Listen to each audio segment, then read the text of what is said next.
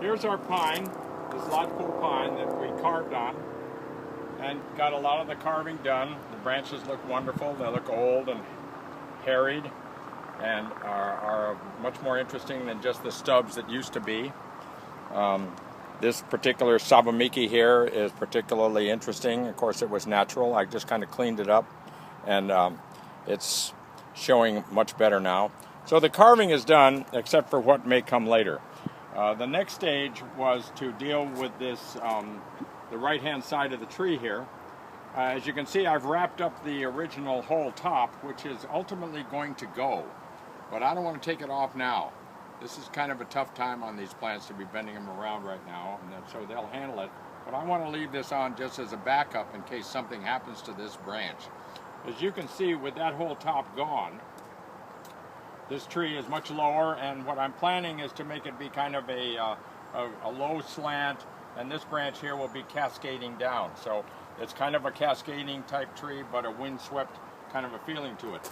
So what I want to do today is I want to get this branch wired and placed where it's going to ultimately go in the design. And so I need to get some pretty heavy wire on. The bark on this tree is quite beautiful, and so I'm very much concerned with knocking this old bark off. It takes 300 or 400 years to get this kind of bark, and so I'm not in any rush to try to brutalize it. So for some of the bending here, I'm just going to use guy wires or pulls. But on these more flexible, younger branches out here, I need to get wire on these so I can place them just where they go. And its bark is not nearly as critical as this part back in here.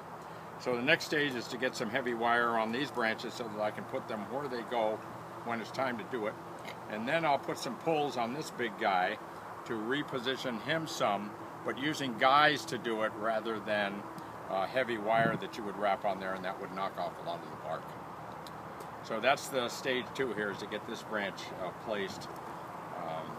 And so I need to get some heavy wire on there, so I'm going to do it. Now the wire should be put on very snug and tight, and so it really controls the branch. And I'll show you how you do that. I don't need this heavier wire on the smaller parts of the branches, but I do need it on this part up in here, and so I will proceed to get it on here.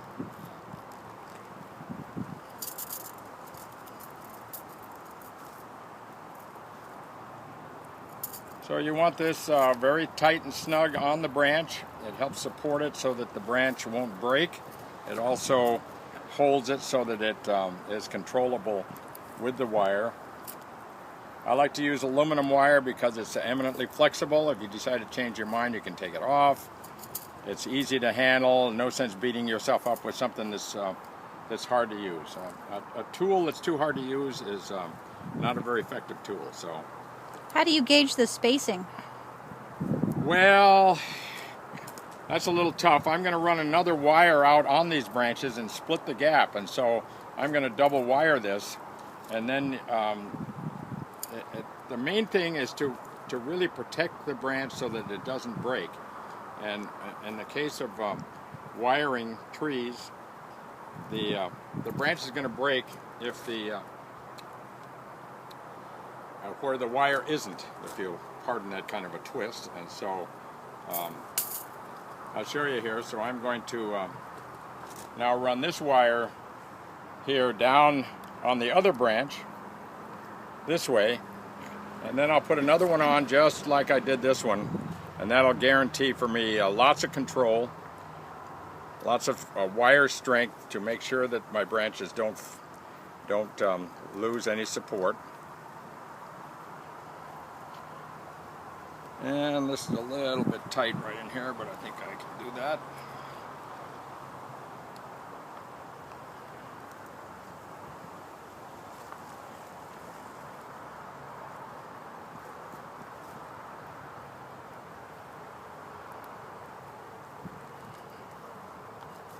You used to use copper wire.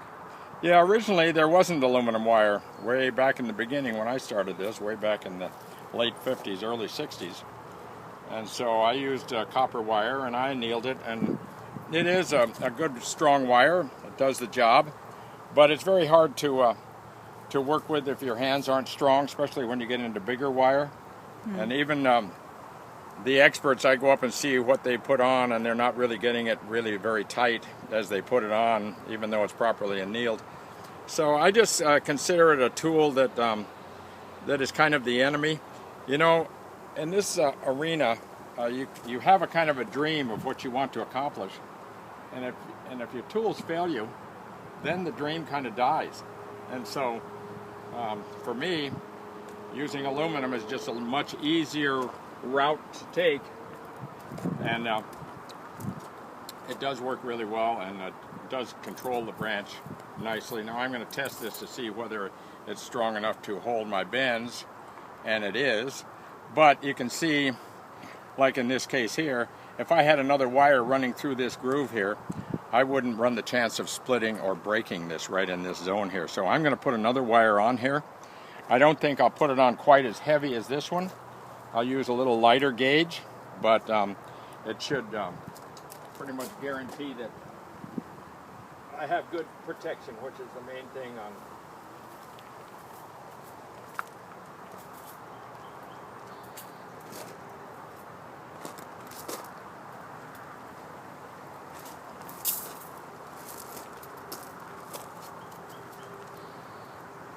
So by using the second wire now, I put it on, but I split the gap. Now I don't run the two wires side by side. If you run them side by side, you don't protect the gap. And so, for me, I want to protect the gap by putting a wire right through the middle of it. So, I'll run the second wire and run right through the middle of the gap in between the two wires, and that will give me great coverage. And you'll see that here in a minute.